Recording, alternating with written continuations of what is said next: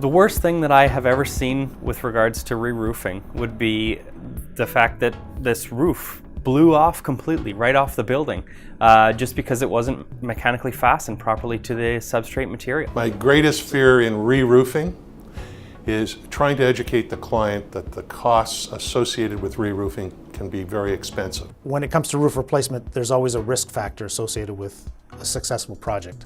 When you're doing a re-roofing, you're leaving it exposed to the elements, which could allow for some water or damage to interior finishes or disruption to interior space. Scheduling issues, site conditions, contractor performance.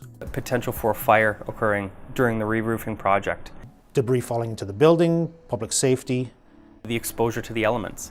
Typically when we get involved in a re-roofing, this is Canada, we're not going to have perfect weather. There's going to be snow or rain, wind, that's going to make it difficult. Accessibility, height of building, occupant loads, especially if we're doing hospitals. We know it's a noisy, odorous, and potentially wet endeavor if we don't do it correctly, so getting in and out without them knowing that we're there is probably the biggest fear.